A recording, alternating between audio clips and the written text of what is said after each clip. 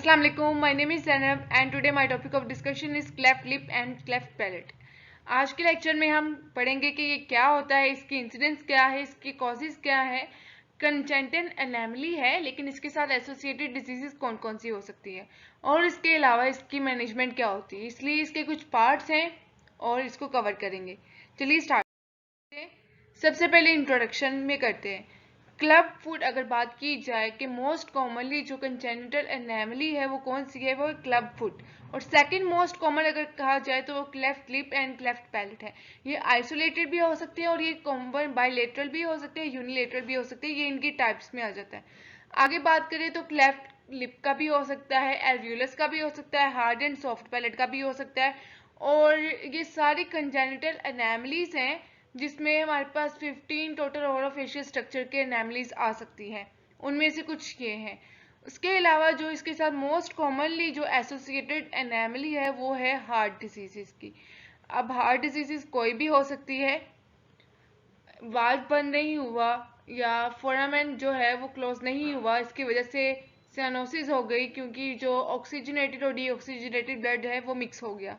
उसके अलावा जो है 300 रिकॉग्नाइज्ड जो सिंड्रोम्स है उसका ये फीचर भी है। ये इसका इंट्रोडक्शन। नेक्स्ट अगर इंसिडेंस की बात की जाए तो हमारे पास अगर 600 न्यू बॉर्न है तो उनमें से किसी एक में क्लेफ्ट लिप और पैलेट हो सकता है। अगर आइसोलेटेड पैलेट की बात की जाए तो 1000 में से किसी एक में हो सकता है। अगर इनकी टिपिकल डिस्ट्रीब्यूशन की जाए कि एक जगह पर क्लेफ्ट टाइप है तो उसमें से 15% क्लेफ्ट लिप वाले होंगे, क्लेफ्ट लिप और पैलेट वाले 45% उनकी कंट्रीब्यूशन होगी और क्लेफ्ट पैलेट जो आइसोलेटेड है वो 40% होगी। अब उसके बाद अगर both cleft lip and palate की बात की जाए तो वो मोस्ट कॉमनली इन मेल्स है। अगर फीमेल्स की बात की जाए तो क्लेफ्ट पैलेट जो है वो मोस्ट कॉमन है। Isolated cleft palate most common in females है। और अगर combined cleft lip and palate की बात की जाए तो मोस्ट कॉमन इन मेल्स है। उसके अलावा अगर एवरी 2 मिनट कोई भी मतलब WHO की अगर स्टडी को पब्लिश थी उसको अगर रीड किया जाए तो उसमें लिखा गया है कि एवरी 2 मिनट कोई ना कोई क्लेफ्ट एनोमली के साथ कोई ना कोई न्यूबॉर्न होता है। नेक्स्ट कुछ एनाटमी कर लेते हैं हम, जो कि फर्दर जो हम पढ़ेंगे एम्ब्रियोलॉजी पढ़ेंगे उसमें इसकी डिस्कशन होगी। सबसे पहले हमारे पास जो लेटरल साइड ऑफ नॉस्ट्रिल्स है उसको एलरिम्स कहते हैं। और नेजल सील क्या होती है, एक डिप्रेशन सा या इसका इंफीरियर पोर्शन हम कह सकते हैं। उसके अलावा जो लिप्स और नेजल के दरमियान प्रोजेक्शंस हैं दो, उनको फिल्ट्रल कॉलम्स कहते हैं। और जो दरमियान में डिप्रेशन है उसको फिल्ट्रल डिम्पल कहते हैं। और जो लिप्स की अपर लिप की ग्रूव है उसको क्यूपिड्स बो कहते हैं। और जो इसकी लाइन है आउटलाइन है उसको वाइट रोल कहते हैं। और वर्मिलियन जो है वो इंटरनल मतलब अपर लिप की जो पोस्टीरियर साइड है उस पर प्रोमिनेंस इसको कहते हैं वर्मिलियन। नेक्स्ट एम्ब्रियोलॉजी पढ़ते हैं। एक तो ये बात हो गई कि फेशियल स्ट्रक्चर कोई भी है वो 4th week of the gestation period में स्टार्ट होते हैं।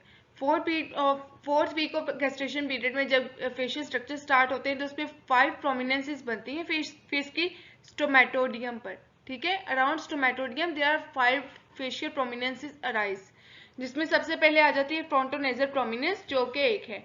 उसके अलावा नेजल प्लेकोर्ड्स है जो कि इसकी इन्वेजिनेशंस को नेजल पिट्स कहते हैं। This are the invaginations and called nasal pits. अगर इसकी मीडियल साइड के प्रोसेसेस को देखा जाए इसको मीडियल नेजल प्रोसेसेस कहते हैं टुवर्ड्स द मिड लाइन। और जो away from the mid line है उनको लेटरल नेजल प्रोसेसेस कहेंगे। उसके अलावा ये लेटरल साइड पे हमारे पास मैक्सिलरी प्रोमिनेंसेस हैं जो कि पेयर्ड है और ये मैंडिबुलर प्रोमिनेंसेस हैं। ये हमारे पास 5 फेशियल प्रोमिनेंसेस हैं जो कि 4th week of gestation period में शो होते हैं। आगे लिप्स की डेवलपमेंट कैसे होती है। कंजक्टिव 2 वीक्स जो होंगे उनमें लिप की डेवलपमेंट होगी। क्या होगा, जो हमारे पास मीडियल और नेजल प्रोसेसेस हैं वो आपस में फ्यूज करेंगे मिड लाइन में और अपर लिप बनाएंगे। उसके अलावा जो मैंडिबुलर प्रोसेसेस है वो फ्यूज करके मिड लाइन में लोअर लिप बनाएंगे। आप देख सकते हैं this are the nasal pits and these are the medial nasal prominences which fuse to form a upper lip and the mandibular processes fuse to form a lower lip and there is a nasolacrimal groove जो कि bye the passage of time या 6th week में हम कह सकते हैं 7th week में आके इन दोनों को सेपरेट कर देती है। नेक्स्ट हमारे पास लिप एंड नोज की डेवलपमेंट कैसे होती है। सबसे पहले तो हमारे पास लिप की डेवलपमेंट हो गई, उसके बाद क्या होगा, जो हमारे पास मैक्सिलरी है, मैक्सिलरी और जो लेटरल नेजल प्रोसेसेस है वो एक दूसरे से सेपरेट हो जाएंगे, separate in such a way that के उनके दरमियान में एक ग्रूव और डक्ट बन जाएगी जिसको नेजोलैक्रिमल डक्ट कहते हैं। अब हमारे पास जो फ्रंटोनेजल प्रोसेस है ये हमारे पास नोज का ब्रिज बना रहा है, आप देख सकते हैं this is the frontonasal process and this forms the bridge of the nose and medial nasal processes form a philtrum of the upper lip. जो हम लोगों ने पढ़े थे कि लिप्स और नोज के दरमियान में फिल्ट्रम्स हैं और उनके दरमियान में एक डिम्पल आ जाता है।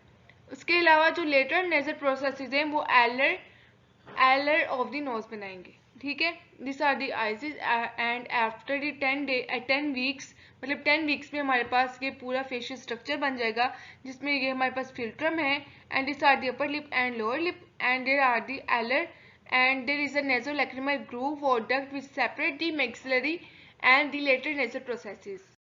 नेक्स्ट हमारे पास पैलेट कैसे डेवलप होता है। एक तो हमारे पास ये हो गया, देन हमारे पास क्या होगा, लेटरल और मैक्सिलरी प्रोसेसेस जो है वो एक दूसरे से सेपरेट हो गए by means of the nasolacrimal duct. लेकिन जो हमारे पास मीडियल नेजल प्रोसेस है और मैक्सिलरी प्रोसेस है ये मर्ज करके हमारे पास क्या बनाएंगे, प्राइमरी पैलेट। जब प्राइमरी पैलेट बनाएंगे तो उसमें क्या क्या इंक्लूड होगा, प्री मैक्सिला होगा, एल्वियोलस और लिप होंगे and is interior to the incisive foramen, मतलब इंसिसिव फोरामेन के इंटीरियरली जितने भी स्ट्रक्चर्स हैं वो इनमें इंक्लूड होंगे। अब उसके बाद क्या होगा, एक इंटरमैक्सिलरी सेगमेंट बनेगा जो कि merged from merged medial nasal prominences, मतलब हमारे पास जो मीडियल नेजल प्रोमिनेंसेस हैं ये मर्ज करके हमारे पास इंटरमैक्सिलरी सेगमेंट बनाएंगे। This is the intermaxillary segment and these are the filtrums of the lip. This is the primary palate which are formed by the merging of the maxillary and median nasal processes. आप देख सकते हैं आगे this are the philtrum. अगर इसका posterior view देखा जाए structure का तो हमारे पास ये क्या आ जाएगा, नेजल सेप्टम है और डेवलपिंग गम्स है, this are the and this is the upper lip. और उसके बाद क्या होगा, फ्यूजन हो जाएगी और ये हमारे पास हार्ड पैलेट बन जाएगा, प्राइमरी पैलेट बन जाएगा। फिर हमारे पास क्या बनेगा, secondary palate and then lateral palatine processes बन जाएंगे। और by the passage of time क्या होगा कि ये फ्यूजन हो जाएगी इनकी और उसके बाद सॉफ्ट पैलेट बनाएंगे और यूबुला बनाएंगे। नेक्स्ट हमारे पास पैलेट, सेकेंडरी पैलेट कैसे बनता है, formed from two outgrowths from maxillary prominences that are palatine shelves। जो मैंने आपको पहले ही बता दिया कि दोनों जो आउटग्रोथ्स हैं वो मर्ज कर जाएंगी मैक्सिलरी प्रोमिनेंसेस की और पैलेटाइन शेल्फ बनाएंगी जिसमें uvula, palatine musculature, maxilla, palatine bone और टेरिगोइड प्लेट्स आ जाएंगी। और जो ये फ्यूजन है ये 7th वीक ऑफ गेस्टेशन में हमारे पास फ्यूज हो जाती है। अब इंसिसिव फोरामेन क्या होता है, प्राइमरी और सेकेंडरी के दरमियान में एक लैंडमार्क है मिड लाइन जिसको इंसिसिव फोरामेन कहते हैं और इसके अंदर नेजोपैलेटाइन वेसल्स और नर्व्स होते हैं। अब हमारे पास क्लेफ्ट कैसे बन सकता है, हमारे पास जो मैक्सिलरी प्रोमिनेंसेस हैं आप देख सकते हैं this are the maxillary prominences and this are the medial nasal prominences. अब इन दोनों के दरमियान में जो ग्रूव है वो bye the passage of time क्या होगा, कवर हो जाएगा और फिल हो जाएगा। अब कोई ऐसी मतलब एबनॉर्मेलिटी भी आ सकती है, कोई जेनेटिक फैक्टर या कोई ऐसा रीज़न है जिसकी वजह से हमारे पास ये ग्रुप जो है वो फिल नहीं होगी, दिस इज एबनॉर्मेलिटी। और ये ग्रुप और फरो और डिपेंड हो जाएगी जिसकी वजह से हमारे पास क्या बनेगा, क्लेफ्ट। और ऑलरेडी आपको बता दिया है ये फर्दर भी नोज तक भी हमारे पास जा सकता है, यूनिलेटरल क्लेफ्ट लिप पे नोज तक भी एक्सटेंड कर सकता है और ये स्टिल है क्योंकि ये जो क्लेफ्ट है वो फिल नहीं हुआ था।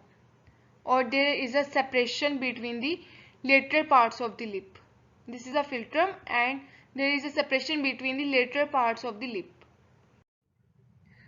इस स्ट्रक्चर में आप देख सकते हैं ये एम्ब्रियोलॉजी को फर्दर जो है वो मॉडिफाई किया गया है, आप देख सकते हैं। सबसे पहले हमारे पास फ्रंटोनेजल प्रोसेसेस है and this are the maxillary and this are the mandibular processes. By the passage of time क्या होगा, ये हमारे पास मीडियल नेजल प्रोसेसेस है एंड लेटरल, और जब मीडियल कंबाइन करेंगे तो अपर लिप बनाएंगे और उसके बाद जो लेटरल है जो हमारे पास मेंडल प्रोमिनेंसेस हैं ये कंबाइन करके फ्यूज करके लोअर लिप बनाएंगे। Bye the passage of time इनकी ग्रोथ होगी और ये पैलेट बनाएंगे और उसके अलावा जो लिप्स है उनकी फॉर्मेशन होगी। अब कुछ ऐसा सीन भी होता है कि जो हमारे पास क्लेफ्ट था और ग्रूव था ये by the passage of time fill नहीं होता। जब फिल नहीं होता ये गैप तो उसकी वजह से क्लेफ्ट बनता है। अब इसके एटियोलॉजी क्या हो सकती है? एक तो फैमिली हिस्ट्री है, जेनेटिक बेसिस इसकी एटियोलॉजी हो सकती है जिसमें हमारे पास फर्स्ट डिग्री जो रिलेटिव्स हैं उनमें चांसेस ज़्यादा होते हैं। 1:25 मतलब 25 अगर बर्थ हैं उनमें से किसी एक में जो है चांसेस ज़्यादा होते हैं। उसके अलावा जो जेनेटिक फैक्टर्स हैं उनमें क्या क्या आ जाएगा? एक तो हमारे पास है TGFB3 इन पैलेटल फ्यूजन, और उसके अलावा जो हमारे पास मतलब हमारे पास क्या होगा इसकी वजह से रोल जो है पैलेटल फ्यूजन में इसका मेन होता है। ठीक है, अगर इसकी लैक होगी या नेग्लिजेंस होगी तो उसकी वजह से हमारे पास हो सकता है रीजन। और उसके अलावा डिफेक्ट हो सकता है WNT9B सिग्नलिंग में, which is insufficient growth which causes insufficient growth of the maxillary prominences। उसके अलावा FOX1 जीन की FOXE1 जीन की म्यूटेशंस हो सकती हैं जिसकी वजह से क्या होगा हमारे पास मैक्सिलरी और नेजल प्रोमिनेंसेस की फ्यूजन हो जाएगी। दूसरा इन्वायरमेंटल फैक्टर्स हो सकते हैं जिसमें हमारे पास स्मोकिंग है, वायरल इन्फेक्शन है, पुअर न्यूट्रिशन हो सकती है, मैटरनल एपिलेप्सी है। इन्वायरमेंटल फैक्टर हम यही कह सकते हैं कि जो फीमेल मतलब एक लेडी प्रेग्नेंट लेडी जो इनटेक करेगी वो उसके लिए फीटस के लिए वो एक इन्वायरमेंट होगा और उसको इन्वायरमेंट जो प्रोवाइड किया जाएगा उसके अकॉर्डिंगली उसकी ग्रोथ होगी।